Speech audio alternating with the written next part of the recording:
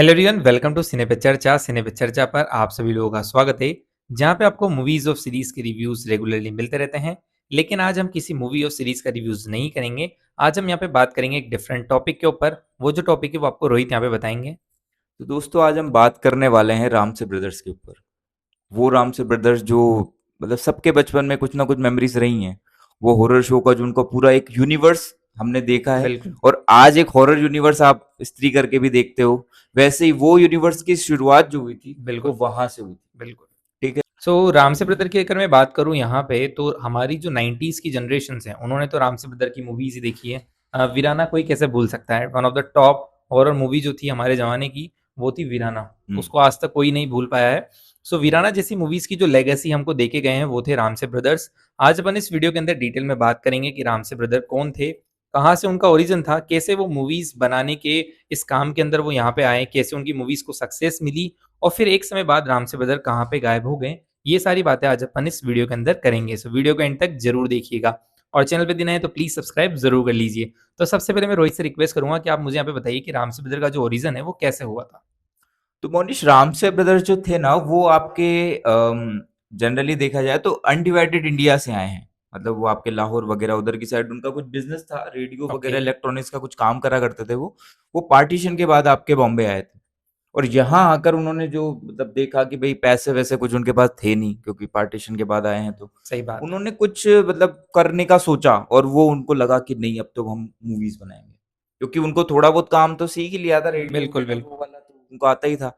तो उन्होंने फिर आपके मूवीज वगैरह स्टार्ट करी। और अगर मैं मूवीज की बात करूं तो इंडिया की जो फर्स्ट भगत सिंह के ऊपर कोई मूवी बनी थी वो भी वो राम से ब्रदर आपकी ने बनाई राम है। से ब्रदर्स ने बनाई थी। नाम उसका क्या था, उसका नाम शहीद आजम भगत शहीद सिंह। आजम, शहीद आजम करके वो मूवी थी। और वो फ्लॉप रही। ये सच है कि वो मूवी फ्लॉप रही। चलिए नहीं। उसके बाद जो बाकी दो मूवीज भी रही, ठीक है, वो दो मूवीज भी जो आपकी रही वो भी फ्लॉप रही। बिल्कुल। ठीक अगर है। राम से ब्रदर की मैं बात करूं तो पूरी जो फैमिली थी ना वो मूवी प्रोडक्शन में ही थी यहाँ पे। ये 7 ब्रदर्स थे। सभी भाइयों ने एक एक करके सारा काम यहाँ पे डिवाइड कर लिया था। कोई भाई यहाँ पे सिनेमाटोग्राफी कर रहा है, कोई साउंड को यहाँ पे मैनेज कर रहा है, कोई यहाँ पे डायरेक्टर है, कोई यहाँ पे राइटिंग कर रहा है। तो पूरी फैमिली इसी बैकग्राउंड के अंदर थी और सारे ब्रदर्स मिलकर यहाँ पे मूवी मेकिंग में अंदर ही थे। इन्होंने यहाँ पे जो इनिशियली मूवीज बनाई वो यहाँ पे चली नहीं। लेकिन 1970 में इन्होंने एक मूवी बनाई, एक नन्ही मुन्नी लड़की नाम से, जो मूवी एक्चुअल में फ्लॉप रही थी। लेकिन रोहित, इसकी क्या बात थी कि जिसकी वजह से ये फेमस हुए? उसके अंदर एक सीन था, एक जंप स्केयर था वो। ओके। और वो मतलब पूरी मूवी फ्लॉप रही, पर वो एक जंप स्केयर पे लोगों ने खूब तालियां बजाई, लोग डरे भी सही पर वो मजे डर डर के देख रहे थे उसको। और वहां से फिर उनको एक आइडिया आया। और फिर उन्होंने 1972 में एक मूवी बनाई, जो कि एक तरह से आप कह सकते हो हिट हुई। और वो उस मूवी की खासियत जो थी मोनिश, ठीक है, बिल्कुल। वो जो थी कि भाई वो इतना कम बजट के अंदर, लाइक अप्रोक्स कितना, 3.5 लाख लगभग। 3.5 लाख के बजट के अंदर उन्होंने वो मूवी बनाई। बिल्कुल। वो भी 40 दिन के अंदर, 40 दिन के अंदर। जो कि उस टाइम के हिसाब से बहुत जल्दी और बहुत सस्ती मूवी बनाई उन्होंने। बिल्कुल। और वो मूवी उनकी हिट कर गई। अप्रोक्सीमेटली अगर मैं बताऊं तो उन्होंने लगभग 0.90 लाख के आसपास, 90 लाख के आसपास उन्होंने उसमें पैसा कमाया। ओके ओके अब ओके। आप देख सकते हो कि उन्होंने कितना प्रॉफिट कर बहुत लिया। प्रॉफिट था। मूवी का नाम था 2 गज जमीन के नीचे। तो इनका जो हॉरर फॉर्मूला था, इनको दिखा कि हॉरर फॉर्मूला इनका हिट होता जा रहा है, ऑडियंस जो है वो हॉरर को पसंद कर रही है। तो इन्होंने फिर अब लाइन पकड़ ली और फर्दर इन्होंने सिर्फ हॉरर मूवीज बनाना ही स्टार्ट किया, और वहां पे अपनी जो यूनिवर्स है हॉरर की वो यहाँ से इन्होंने शुरू करी। रोहित, इनकी मूवीज के अंदर कुछ बातें हमेशा कॉमन होती थी, जैसे कि यहाँ पे कोई पुराना बंगला होगा, कोई पुरानी यहाँ पे हवेली होगी, कोई तांत्रिक होगा, या फिर कोई पुराना श्राप होगा। कुछ विलन्स जो थे वो यहाँ पे कॉमन थे, कुछ बातें यहाँ पे कॉमन थी मूवीज के अंदर। लेकिन जो स्टोरीज पे इन्होंने वर्क किया, स्टोरीज काफी अच्छी थी। इनका क्या है, थोड़ा ऐसा इनका तरीका, एक अप्रोच प्रॉपर वो रही और वो बहुत ज्यादा हिट हुई। ऐसे कि भाई पहला तो ये रहता था कि कोई ना कोई श्राप होगा, बिल्कुल। कोई ऐसा तांत्रिक होगा जो कुछ कर रहा होगा उल्टा सीधा काम, जो भी तांत्रिक करते हैं अपने। और उसके अलावा फिर एक खूबसूरत सी कोई ले लेंगे, एक एक्ट्रेस। सही बात। ये इनका फॉर्मूला था फॉर्मूला एक्चुअली। फिक्स फॉर्मूला था, बिल्कुल। और यहाँ तक कि अगर राम से ब्रदर्स की मैं बात करूं तो उन लोगों ने प्रॉपर, ये इनका क्राइटेरिया हुआ करता था एक्ट्रेस के लिए, कि मोनिश वो कहते थे कि एक लंबी होनी चाहिए, टॉल, सुंदर दिखनी चाहिए, फिगर एकदम अच्छा होना चाहिए। ये बिल्कुल। फिक्स क्राइटेरिया था। एक्ट्रेस को सिर्फ लिया ही वहां पे जाता था कि वो डरे और हम्म। पब्लिक को वो देखने में मजा बिल्कुल। आता था। ओनली ग्लैमर के लिए यूज किया जाता है। वीराना हम सभी ने देखी है, हाँ, हम सभी को और पता ही वो है। जो सीन जो उनके रहे बिल्कुल, हैं, बिल्कुल। हाँ, ये सीनों ने उनको परेशान भी बहुत किया है। परेशान भी किया है। इसके पीछे अगर मैं बात करूं तो आपके जो मोनिश इसमें बोर्ड का काफी रोल रहा। हुँ, हुँ, हुँ। बोर्ड ने उनके बहुत सीन काटे थे, बहुत सी मूवियों के सीन काटे। सेम टाइम पे आप ये भी देखोगे कि और मूवियों के सीन नहीं कटते थे। जिसका मैं बिल्कुल, एक एग्जांपल भी बताता हूँ मोनिश आपको, आपने नाम सुना होगा राम तेरी गंगा मैली। आप उस मूवी को देखिएगा, और सेम इनकी भी एक मूवी है, बिल्कुल। सेम टाइम पे आई थी वो, तो उसमें एक भी कट नहीं थी। हुँ। और इधर इनकी मूवीज में कम से कम 30 से 40 कट मारे थे। तो ये थोड़ा सा इनके साथ में डिस्क्रिमिनेशन क्योंकि हमेशा रहा है, बॉलीवुड इनके अगेंस्ट में ही चलता था उस टाइम पे। क्योंकि इन्हें बी ग्रेड माना जाता था, हुँ, क्योंकि इनकी क्वालिटी लो होती थी, इसलिए इनको बी ग्रेड माना जाता था। पर इनकी क्वालिटी लो इसलिए नहीं थी कि भाई ये लोग वैसी बनाना चाहते थे, हुँ। इनका जो लो बजट की वजह से ये ऐसा रखते थे। बिल्कुल, मेनली भाई सारे भाई जुगाड़ू थे, साथ तो उन्हें मिल के यहाँ पे प्रोडक्शन हाउस अपना खुद का शुरू किया, खुद से काम स्टार्ट किया है, तो इनिशियली सबका बजट कम ही होता है, तो ये लोग जुगाड़ करके यहाँ पे मूवीज़ बनाते थे, इसलिए ज़रूर थोड़ी क्वालिटी कम होती थी, लेकिन क्वांटिटी में और जो स्टोरी है, टाइमलाइन है, उसमें बिल्कुल कोई कमी नहीं होती थी, मूवीज़ एक से बढ़ के एक होती थी। और मोनिश आपको मैं ये भी बता देता हूँ, एक छोटी सी कहानी है इसके लिए, कि बॉलीवुड ने इनको बहुत तरह से रोकने की कोशिश करी। जैसे कि जो एक्टर्स इनकी मूवीज में काम कर लेते थे उन्हें बी ग्रेड एक्टर की तरह बिल्कुल। कैटेगराइज कर देते थे। साथ के साथ में इनके क्या है, यूनियन भी होती है बॉलीवुड के अंदर, वो बिल्कुल, जो सारे के सारे लोग जो काम करेंगे वो इनके ही होंगे। तो बिल्कुल। उसका जो तोड़ इन्होंने निकाला था वो बहुत इंटरेस्टिंग है, कि इन सारे भाइयों ने कोई ना कोई एक काम सीखा। ये बिल्कुल, उनके फादर साहब का ही आइडिया था कि वो सारा एक काम सीखे। इन्होंने ये काम सीखा इसलिए था ताकि ये सब मिलके मूवी बना सही सके, बात है। और उसका उन्होंने फायदा ऐसे उठाया कि सब ने अपने आप को यूनियन में जाके रजिस्टर करवा लिया। बिल्कुल, अब खुद ही काम कर रहे हैं, यूनियन की तरफ से भी कोई दिक्कत नहीं आएगी, और उनकी प्रॉब्लम भी सॉल्व, बजट का इशू भी सॉल्व। बिल्कुल। काफी माइंड से काम करते थे।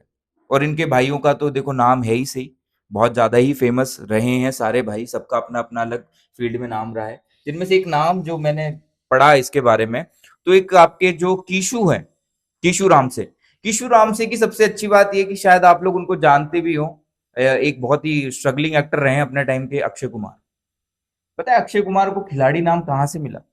वो खिलाड़ी नाम उनको कीशुराम से की वजह से अरे मिला। भाई, बिल्कुल, वो अपने मतलब जो बड़े भाई थे उनके अगेंस्ट जाके उन्होंने मूवीज बनाई थी। उन्होंने उनको मना कर दिया था कि यार अपनी मूवीज बड़े पर्दे पे इतना ज्यादा हिट नहीं होंगी। नहीं होगी। उसके बावजूद भी उन्होंने उनसे चैलेंज लिया, और आज आप जानते हो ये जो खिलाड़ियों का खिलाड़ी जो आपके हैं, उनको उन्होंने ही बनाया। बिल्कुल। वो खुद भी ये बात मानते तो रामसे ब्रदर की अगर मैं बात करूँ यहाँ पे, तो इनको ये पता लग गया था कि इनका हॉरर का फॉर्मूला हिट हो चुका है। तो अब इन्होंने हॉरर स्टोरीज पे यहाँ पे काम किया, काफ़ी सारी मूवीज़ बनाई इन्होंने इस ड्यूरेशन के अंदर, जैसे कि गेस्ट हाउस है, होटल है, आपका पुराना मंदिर हो गया, पुरानी हवेली हो गई, ये सभी मूवीज़ इन्होंने इस ड्यूरेशन के अंदर यहाँ पे बनाना शुरू किया था। फिर यहाँ पे मूवी आई 1988 में, जिस मूवी का नाम था वीराना, जिसको कोई भूल ही नहीं सकता है।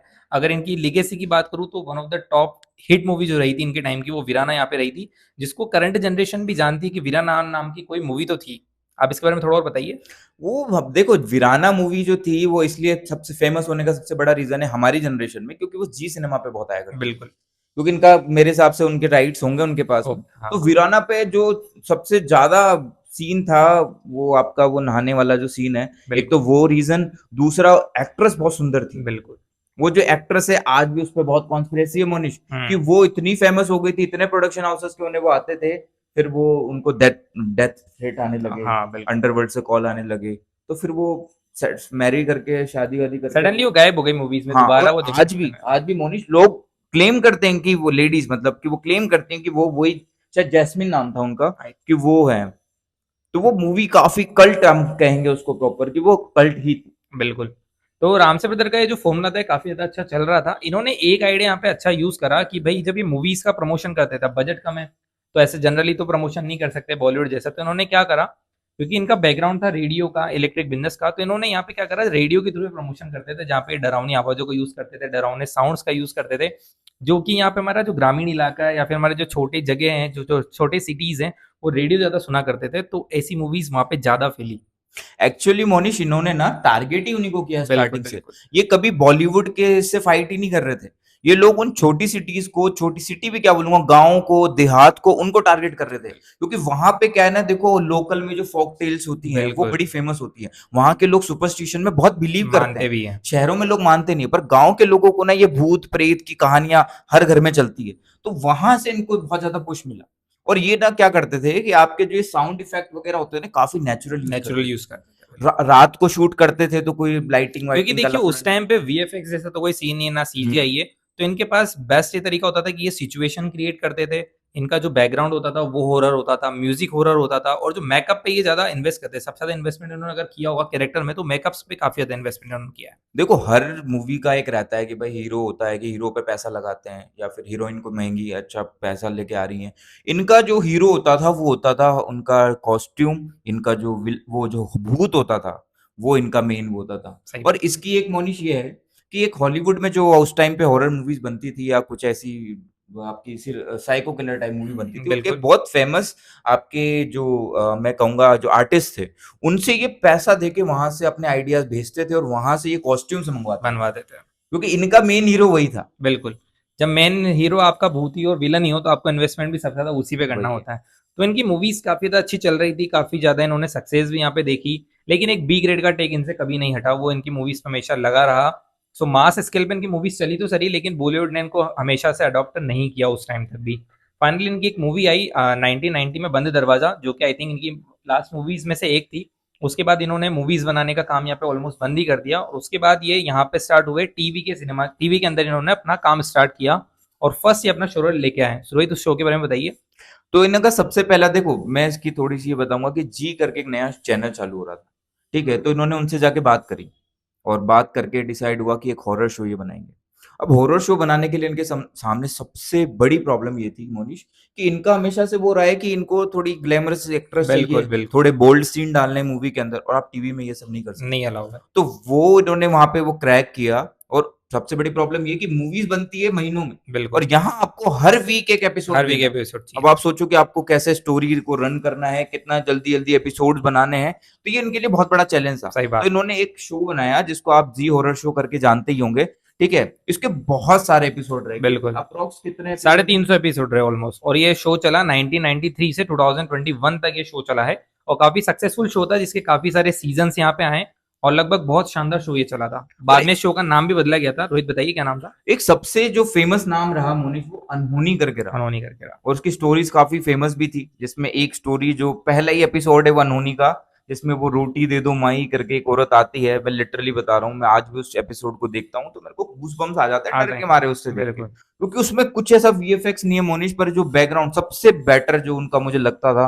वो था बैकग्राउंड म्यूजिक। बैकग्राउंड बिल्कुल। रात का सीन और वो औरत मांग रही है, ठीक है फेस मास्क वगैरह जो उनका मेकअप है वो ठीक है, बट फिर भी वो जो पूरी स्टोरी का बिल्डअप होता है और वो जो म्यूजिक है वो बहुत ज्यादा हमें अफेक्ट करता था और उसी से हमें डर लगा है ज्यादातर।